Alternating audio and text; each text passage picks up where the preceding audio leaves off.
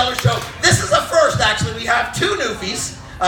Two women newfies on the show, and I think that's going to be stellar. I'm really looking forward to that.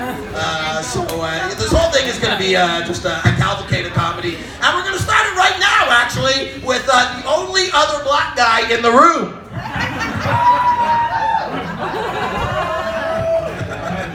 You all know exactly who the hell I'm talking about at this point, don't you? He doesn't even need light on him. It's like a fucking beacon. You're like, oh, that guy right over there. I was watching my purse the whole time. No, very funny guy. I've had the pleasure of working with at Absolute Comedy. I know you're going to love him. Folks, a hand please for Ahmed Khan, that guy from Djibouti. Give it up, folks.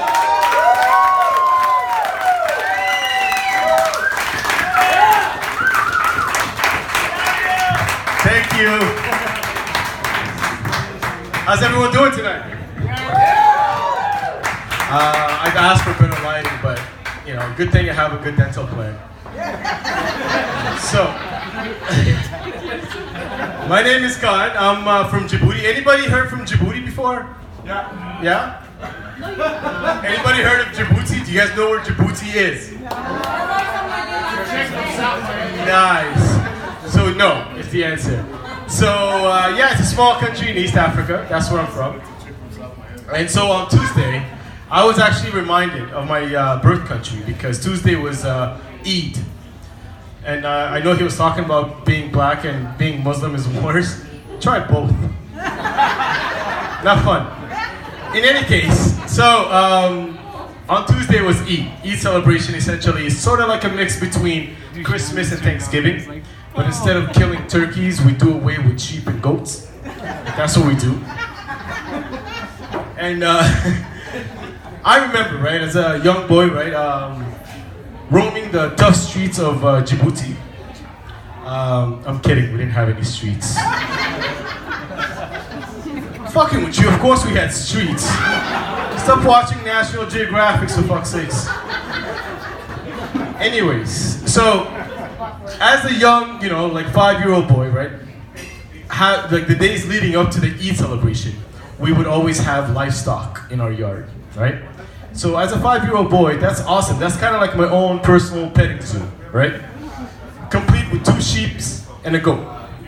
I befriended the goat because, as we know, goats have a better personality than sheep, right? Called them Ziggy.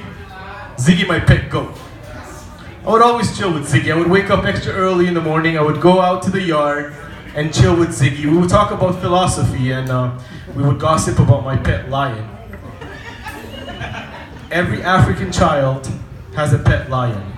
This is a true story. You'll have to believe me, you've never been there. So anyways, every morning I would wake up extra early. I would go out to the yard and I would chill with my boy Ziggy and we'd shoot the shit. Up until that fateful Eid celebration day where I woke up early in the morning, ran out to the yard to go chill with my boy Ziggy, but walked out to a fucking scene from CSI. Ziggy's head was on one table. Still emotional about this.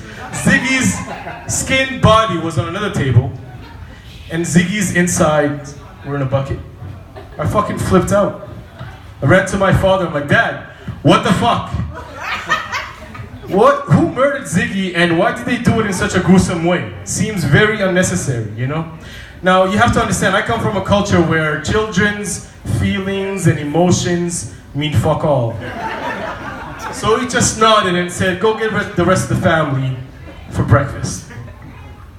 So there I was, a few minutes later, eating Ziggy's kidneys. I know. But it was complete with cilantro, cumin, peppers. It was fucking, I'm not gonna lie, it was delicious. The way I coped with this though was that at least now Ziggy and I are together once again.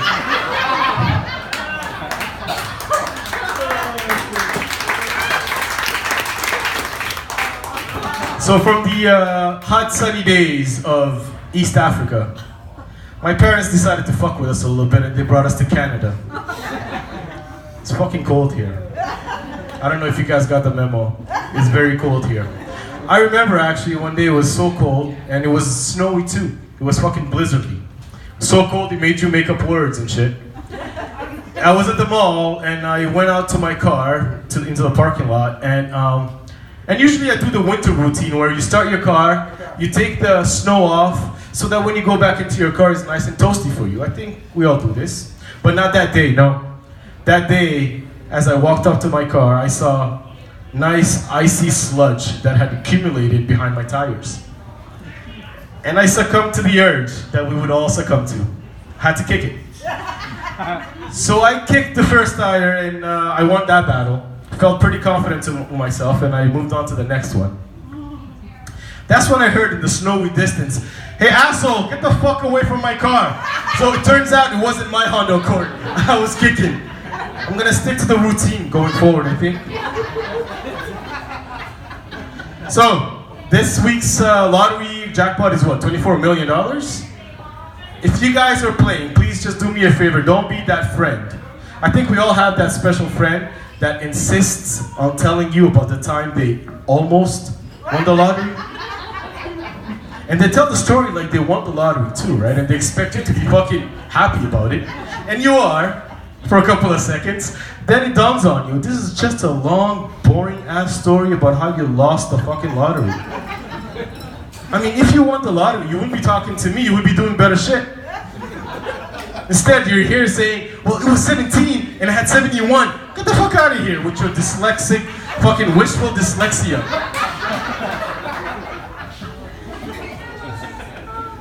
So, this is a nice bar actually. Last time I was in a Gracie's was a while back. So, I always come here with my white friends. It's called Gracie O'Malley, right? Thursday night. They would call it, they called it Grey Somalis. Fuck you very much, guys. As a Somali guy, I take fucking offense to that. But they're my friends, what do you want, right? This is one thing I noticed about, because I have black friends, I have white friends, and other colors too. But white people will say they have a black friend whenever they're trying to excuse some racist shit they just said. All you people want is a handout. Hey man, what do you mean you people? Look, I got black friends, alright?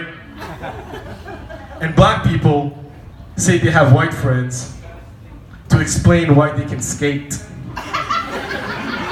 Hey man, what are you doing in the ice rink? I got white friends, alright? Anyways, enjoy your night, guys. Have a good one.